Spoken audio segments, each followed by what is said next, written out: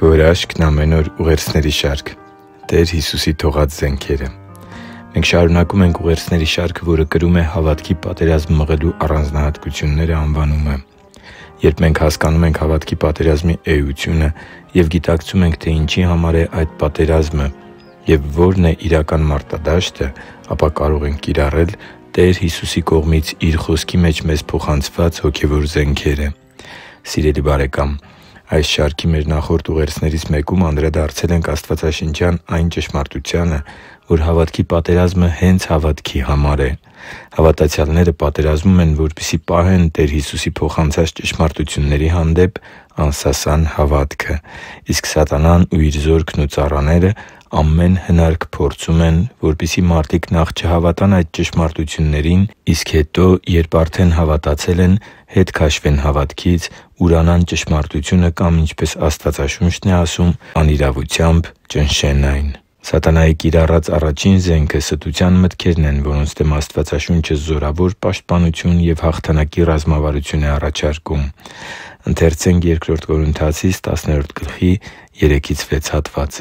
«Թեև մարմնով ենք ապրում,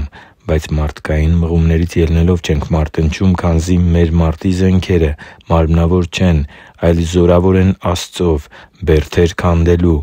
Մենք դրանցով քանդում ենք ծածուկ մտքերը և ամեն բարձունք, որ Աստծու գիտության դեմ է գոռոզանում, ու գերում ենք ամեն միտք Քրիստոսին հնազանդեցնելու համար, և պատրաստ ենք ամեն անհնազանդություն պատժելու, երբ ձեր հնազանդությունը կատարյալ լինի»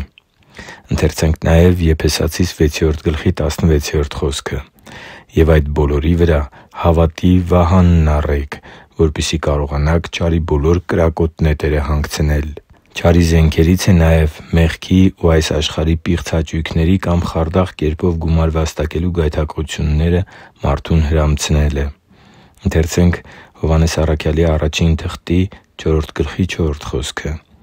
«Դուք Աստծուց եք որդյակներ ու հաղթեցիք նրանց, որովհետև ավելի մեծ է Նա, որ ձեր մեջ է, քան թե նա, որ աշխարհի մեջ է»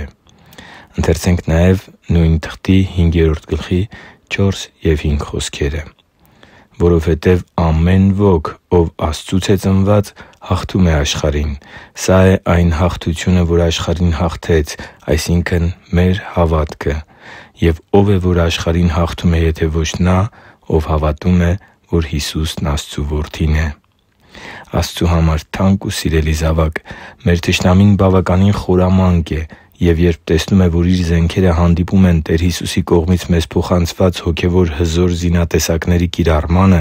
սկսում է փորձել հավատացյալներին մոլորեցնելու իր նենգ մարտավարությունը։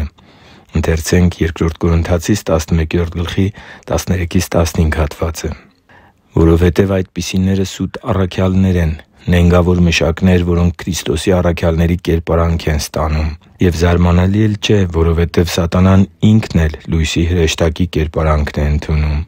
Ուրեմն մեծ բան չէ, որ նրա սպասավորներն էլ արդարության սպասավորների կերպարանքն ընդունեն.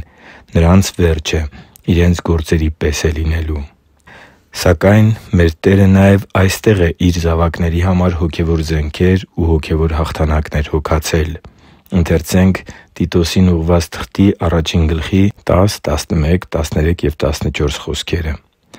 «Որովհետև կան բազում անհնազանդներ, դատարկախոսներ, խաբեբաներ, մանավանդ թլպատվածների մեջ, որոնց պետք է լռեցնել։